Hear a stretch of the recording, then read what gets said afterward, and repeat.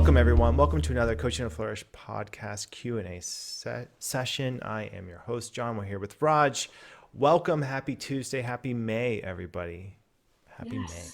Happy Tuesday and happy May. And I got some good questions lined up for you, John. Are you Let's ready? jump in. Let's do it. Yeah. Get into it. Okay. I think you're going to like this one. So, how can I recognize if coaching is my calling? That's fun. Fun one.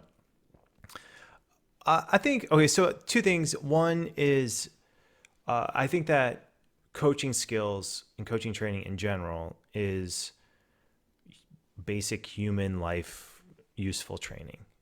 And I think that one of my goals is to have every student, every teacher who works in academia, to have basic life coach training, to have a basic, and what specifically in empathetic listening, active listening, curiosity, understanding different perspectives, motivation styles. I mean, this to me is going to be the education of like the next, this is what needs to happen in terms of education moving forward in the future. Absolutely. So I think from that standpoint, everyone, it's useful for everyone to have some basic life coach training. For those people who feel the calling to be a coach, for me, I knew it when I was a client, when Amois went through it, and then I was a client, and I felt that the effect of the conversation on the other end, and I just thought, yeah, this is something I want to do. And then it became more of a calling when I realized, wow, like there is a huge need for this in the world.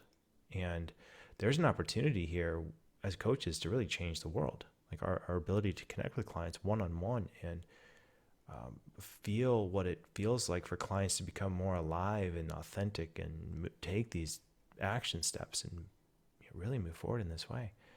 So that's what I'm feeling. Yeah,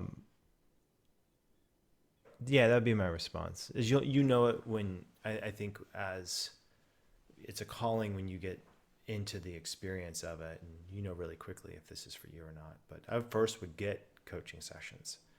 If you're interested in being a coach, like hire one, see what it's like. Try out 3 or 4 coaches. That's what I would do. What would you say your personal mission is, John? It's to revolutionize education. I mean, that's where I feel the most. That's where I feel called the most. That's where I feel like I have the most experience, and it still gets me now. Like when I think about the different projects I'm working in, that's the one that continually tugs me back. I can't get away from it, nor do I really want to. So I feel like I feel like what we're doing now in this whole organization now, it's basically building an engine to fulfill a vision, and it feels really positive. I mean, it feels like I'm doing the thing that's I'm doing the next thing that's required for the, you just do the next thing. Like that's, I don't know how to do the next thing. Yeah, whatever the vision requires, you create the thing that's going to do the work that you feel like needs to get done. Yeah. Yeah. It's not the most elegant or even like sensible. But it did. I mean, at a certain level, it did feel like, I was a teacher. I found coaching. I thought, okay, wow. Really, there are so many opportunities here to optimize the content of what students are learning, as well as the mindset, the perspectives that teachers and administrators and parents have when it comes to learning. Like there are so many opportunities to increase that. And then once the need is identified, and then you have an idea of your strengths, what could help, it just seems like where those two match, that's where the sweet spot is. And then in that sweet spot, then the next steps become apparent. That's what I would say. Yeah, I'm curious, Raj, your take on this as well. I was listening to your journey when you first had coaching. I think for me, I mean, coaching, it was just life changing. I still talk about how life changing it was. I just love all things coaching. And I think it was much more than that desire to want to just help people, because I'd already was in work that was helping people. Like I started my career as an interpreter, working with young people from disadvantaged backgrounds. You know, I was in advocacy services, and you know, I ran services for Black and minority ethnic communities. So I was already in that kind of work. And then I kind of stumbled across my coach, which was in diversity inclusion work. And I think it was right from the first session. It felt like magic. I couldn't explain it. I thought, what is happening here? Mm-hmm. And the more sessions I had with her, I just felt like, I think this is what I want to do. I would love to be able to make this kind of impact on other people. And even now, I wear a number of different hats. You know, I'm a consultant in corporations and a mentor and a facilitator. Yet nothing fills my soul the way a coaching session does. And I have to make sure I have a few coaching sessions still on my schedule. Doesn't matter how busy I get, because the way I feel after a coaching session is just, it's different to how I feel after It's consulting or even training. so true. Yeah, I feel that. What is it, John? What do you think it is about coaching that makes us feel that way? Mm. Well, I've been putting, uh, I've been doing a couple practice. So I have a couple practice clients again, which I mean, I've always had my hand in things where I was leading coaching sessions or doing coaching while training. And now I have a handful of clients I'm seeing through this process. I think what it is, there's something deeply fulfilling in having a designed conversation where you know that the attention is going to be only on one person for a long period of time. And there's a certain ease that gets set up in that. Uh, and the next, the next sort of designed part of it is the person who is getting the attention, they get to be the expert. They get to be the one to like, explore, have all the expertise, and the one who's, you know, listening is really just their job is to be curious. And it's rare. Our society doesn't really do that or we haven't done that. And the results are fantastic. I mean, for both people, because as a coach, you get to listen in awe and curiosity in a space of possibility and non-judgment, and you get to try out ideas and emotions. And if your intuition isn't right on, it doesn't matter, because it's your client will tell you. It's not like you're trying to judge, or you have to be accurate in your assessment, or have a what do they call them, diagnosis, or any of that. It just doesn't apply to coaching. But that doesn't mean that you can't still interact with emotion or ideas. And in fact, from my standpoint as a coach, like, it is such an advantage that I don't have to listen for a diagnosis, or I don't have to try to fit this into a pattern. I really truly can listen from a place of pure curiosity. That's amazing. That's amazing. So those are the two things. That's why I feel like coaching sessions are so fulfilling, because after doing that for a half hour, 45 minutes, hour, it just feels like I've made an authentic connection with a human being. I've got to see another human. I've had an experience of seeing another human being reach insights in new territory and explore areas that they haven't explored before. To me, it's like, as a connoisseur of human experience, it's one of the best. It's meaningful. It's, yeah, all the things. And I think a lot of people are yearning for that kind of connection. I know I was. And I know that when I do coaching sessions, I remember why I went into this field.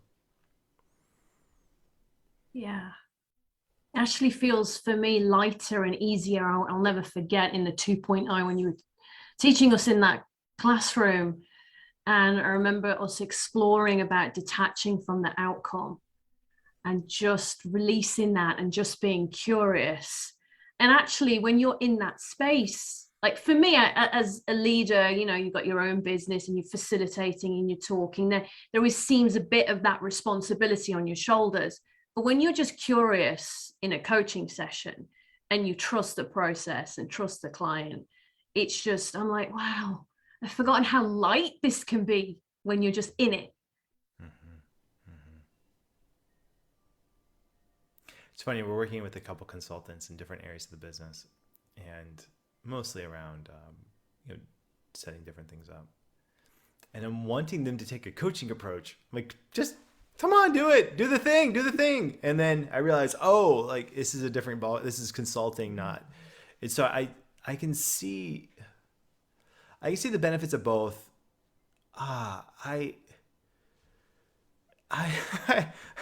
just really appreciate when people lean as much into curiosity as they lean into like generosity of advice. But I really value it. I realize it's a curiosity is a deep value. Absolutely. Okay, next question then for you. Are there things I can do outside of the coaching session to make my next session more impactful?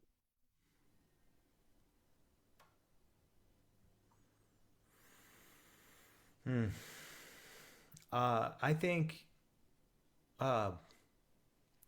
exercise. I mean, go get some good exercise.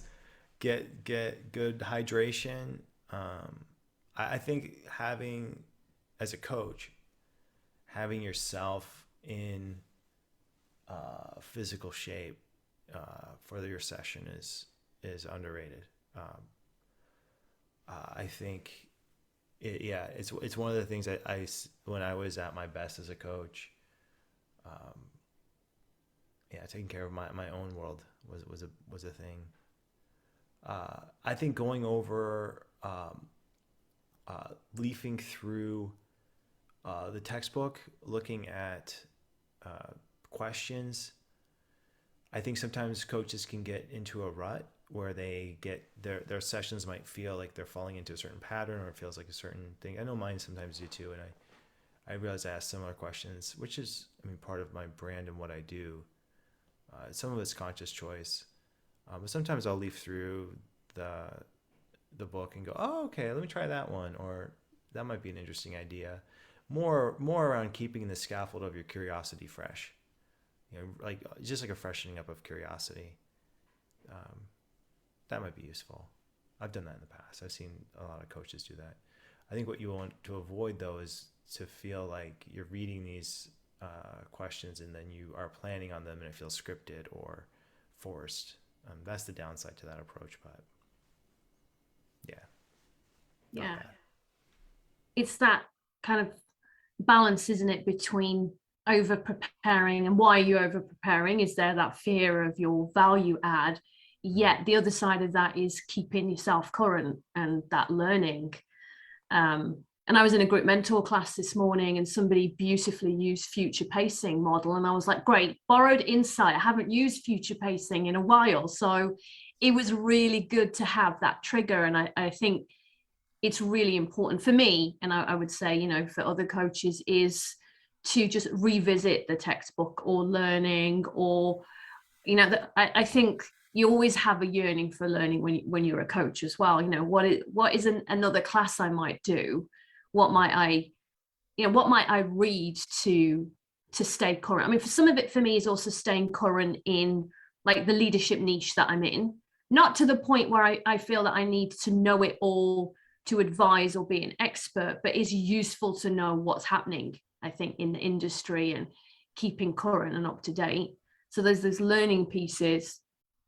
And then I think, as you were saying, John, taking care of yourself. So that is work on self, physical, mental, emotional coaching. And I was talking to somebody in an overview this morning about quietening the mind and how do you even prepare a few minutes before, especially if you've got a strong inner critic or you might be a perfectionist going into a coaching session. For me, mindfulness is key. Just giving myself a few minutes and asking myself, how do I how do I want to show up in Mm-hmm. this next session? Mm-hmm. Mm-hmm.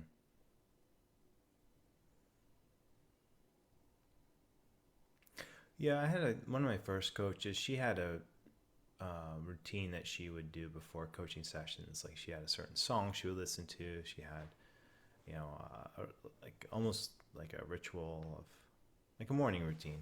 Something like. And I mean, it really helps. It seems. I know sometimes it seems like taking steps backwards. Like, oh, I don't need it. I can just jump in. But yeah, over time it matters. Having these kind of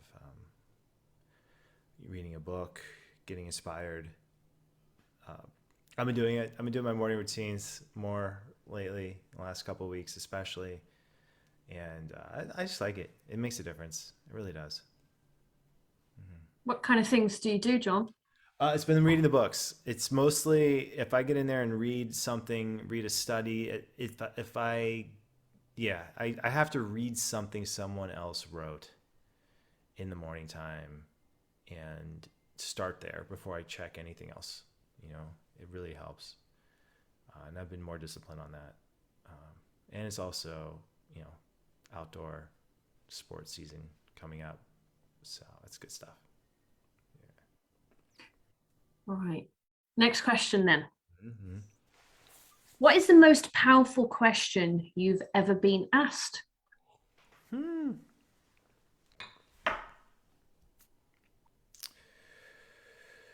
I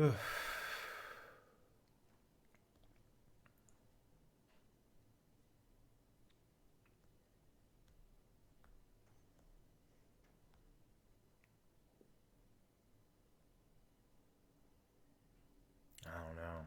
I mean, I'm thinking of like powerful coaching sessions I've had.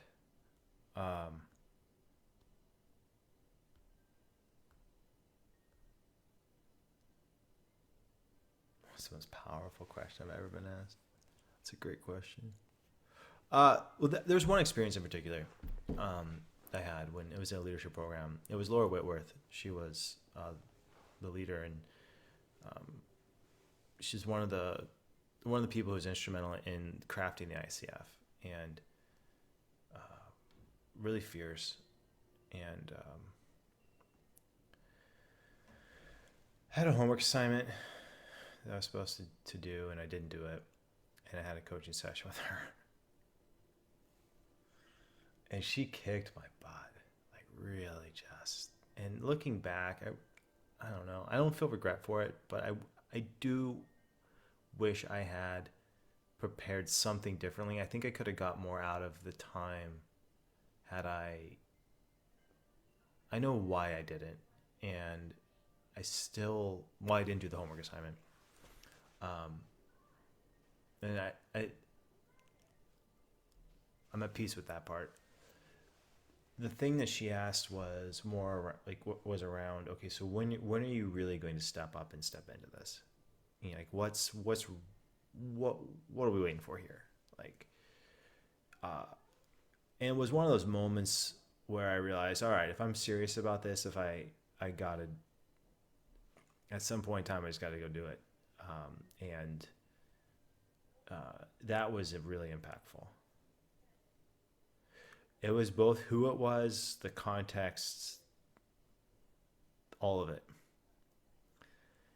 And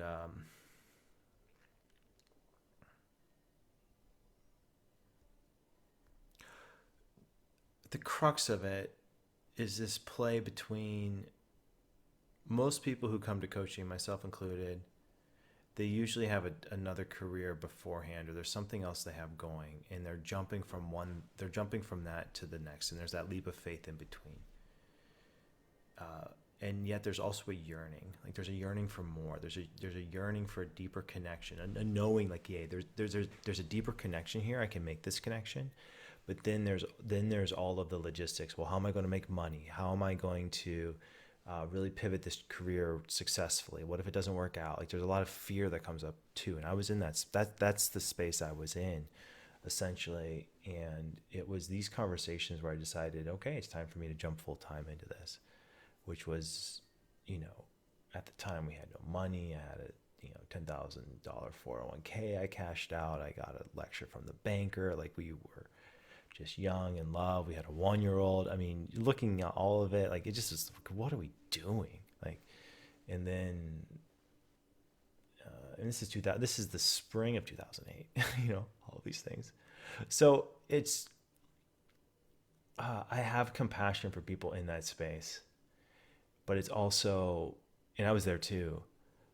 And I realized in that space, it's such an opportunity to learn about yourself, to learn like that leap. And it's a letting go of good to get to great. And that's so hard. I feel like we're, even now as an organization, I feel like something similar. It's all, it feels like that decision always looks at every person every day. Yeah, I think that moment stands out. Yeah. I haven't thought about that in a while. That's cool. What about you? What about for you, Raj? I've got two that I've Okay. never forgotten, really stand out for me. I'm sure there's been plenty of others, but I think these two were the ones that really shifted me, and it was kind of a bit of a shock to the system. So one was direct communication. It was a real prickly question at that time, in the moment. And I was working with my coach, and I was probably whining. I was whining a little bit, or I was in my head, and kind of thinking that people were saying things about me, or they were talking about me. I remember it was in a work role that I was in. And I think it'd come up maybe in a session before. And I remember it was something that I couldn't move from, and I was quite stuck with it. And she just said to me, because she used to use direct communication really well, she said, Raj, what makes you think you are so important? And I was like, what? Me? Of Mm. course I'm important. But I actually burst out laughing because it hit me in that moment that I was telling myself these stories. I've never forgotten it. It really actually helps me when I start to tell myself stories, or I get into this space of, maybe people are saying this, because of course they're not. They're too busy thinking about themselves. It just hit me in that moment. And it was very prickly in the way that she did it. So I've never forgotten it. And I remind myself of that if I get into that space. What makes you think you're so important? So that was the first one. And then the next one, John, was in a session with you. And we didn't intend on having the session. We just kind of fell into it. And you asked me this question. It was so moving. And you said to me, what healing still needs to take place? Mm. And I asked the other question, and I asked this question. I still journal on it sometimes when things come up, or in a critic surface, I might not think that I'm good enough. But it was just the way you held that space. It was something about it was so powerful for me in that moment. I'm still getting emotional thinking about it. Yeah, I think I remember that question too. Yeah. Mm-hmm. Mm-hmm. Yeah, it's just, I think, thank you, Raj. That's lovely. It really is a profession of connection. It's a profession where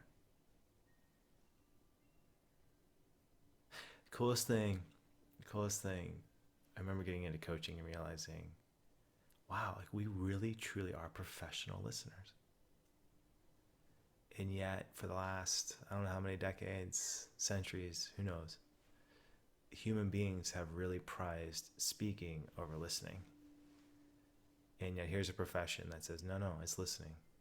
Let's do this and see what happens.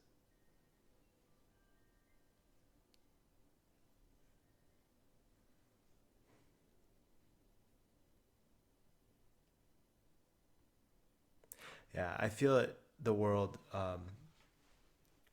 there's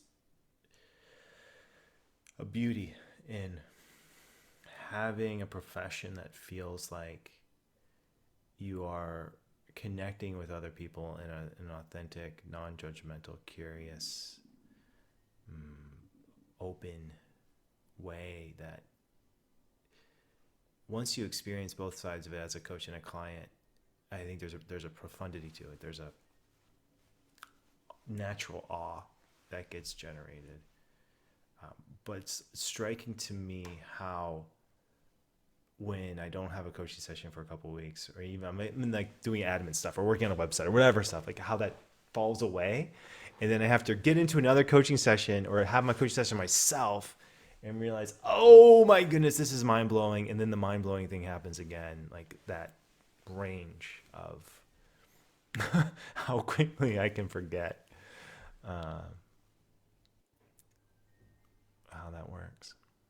That is interesting. And I think just to add what someone was saying, what can you do in between coaching sessions? The things that I attempt to do, and I've done for years now, is practice just listening in any relationship.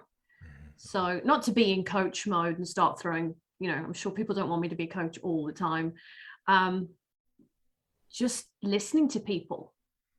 Before I trained to be a coach, I would be talking a lot. I used to talk a lot, sometimes aimlessly about things. And now just holding that space and listening. And sometimes in my mind, I am curious. You catch things. You can't help it when you've been listening for a long time and observing.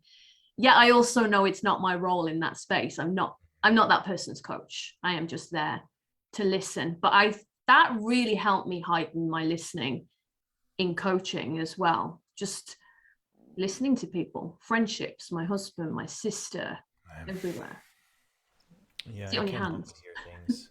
After a certain point in time, you can't help but hear it. Like you just hear it. Like you can't not hear things. Like if you've coached, if I think I don't know when or like what time, but it just felt like it's that empathetic listening after a while. I think is actually easier than what we call other listening, selfish listening, self listening. Yeah, I mean, empathetic listening it's a thing. You get used to it. Yeah. All right, we have to stop here. It's our Yes. time. It goes quick. But thank you, everyone. Thank you for being here, being part of this community. These lives it's fun to riff on these ideas and these questions. And thank you, Raj. This is, really appreciate this time with you and this community. And it's another episode of Coaching and Flourish. Thanks, everyone. John. Thank you, everyone. We'll see you soon. Bye.